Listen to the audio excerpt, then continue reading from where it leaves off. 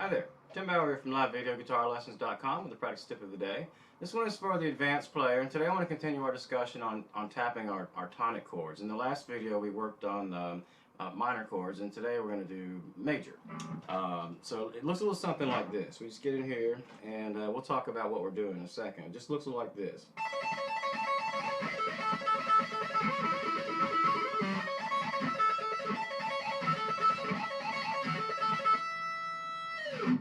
Okay, so let's talk about what we were doing. This is a little bit of theory, and you should probably know the simple theory at this point in your guitar playing career. But all we're doing, we're taking the component notes of our tonic chord. And the reason we're using our tonic chord, which is our key chord, is because the tonic chord, when you're playing along with a song, you can play the notes of the tonic chord with any of the chords that are in the song, as long as those chords belong in the song. So sometimes, you know, bands put chords just for impact, you know, chords that really don't belong in the key, and when you hit one of those, this technique doesn't work out all that well. But most of the time when you're playing songs that contain chords that belong in the song. Otherwise, you know, the song wouldn't be popular. Most of the time, music's very subjective. Okay, so what we're doing, I was working with an A major chord there, and the notes of any major chord are the first note, third note, and fifth note of the major scale of the root note. So in the key of A, the first note of an A scale is A, obviously. The third note is C sharp, and the fifth note is E. So what I was doing, I was playing A notes, C sharp notes, and E notes on different strings, and just adjusting them so that I made sure I had just those three notes on those three strings. But when we change strings like that, the notes are in a different order, and it makes it kind of sound like I'm changing chords. I'm not really changing chords. I'm playing the chords. I'm just doing them in a different order. So I shouldn't say it sounds like we're changing chords. You get a sense of movement, even though the chord itself is staying stationary. So let's take a look at what we were doing. All right. So what I was so on the first string, and I try. Some of these are kind of far apart, so I try to stay way up on the neck for the small frets, so I can reach over larger distances. And also because it just sounds cool to play them in the high frets to me. So anyway, all right. So for the first string here, I played my E note. I mean my A note, which is my tonic note. Want to make sure you have. We're going to talk about messing around with these in other videos and a little bit in this one because there's a long reach in this one. But you want to make sure if you're messing around with any other notes to like play an A6 chord or an A sus2 chord or anything like that, you want to make sure you keep your tonic note in there. So for key of A, I want my A. So all right, and I shouldn't say you have to, but you're probably going to want to. I mean, you can. Depends on how much you want to alter your sound. So all right, so my A note's up here in the what is that? That's the 17th fret. Yeah, 17th fret. I'm not used to counting by fret numbers. I'm used to using the dots, the navigation dots here on top. Anyway, so that's my A note in the 17th fret. I played my E note in the 12th fret, and I played my C sharp note back here in the 9th fret. So, and then when I change, so I have A, E, C sharp. And when I change the second string, in the 17th fret, I have my E note.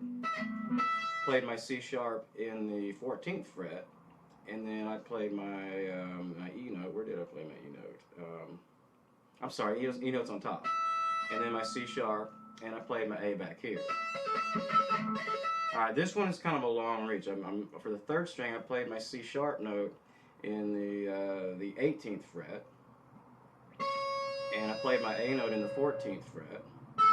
And it's a long reach. I played my E note all the way back here. And this is where we're going to talk about messing around with this a little bit. It's not that bad of a reach, but if you're, depends on how tall you are. You know, if you're watching this and you know you're 10 years old, you're probably not going to be able to reach this. If you're 6'4", you're not going to have any trouble with this. And if you're 10 years old and 6'4", you should probably be on the basketball court instead of sitting here watching guitar videos. But little joke, not a very good one. All right, so what I'm going to do, I can reach this okay, but it still doesn't mean that I can't mess around with the chord. And like I said, we're going to talk a lot more about this in an upcoming video. But okay, so my C sharp's up here, my A is up here, and my E is back here.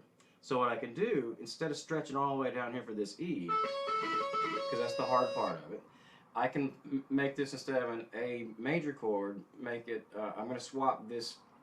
This is the fifth note of my A chord, so instead of 1, 3, 5, I'm going to play 1, 3, 6 by playing up here on this F sharp, and that one's easier to reach. And the difference in sound,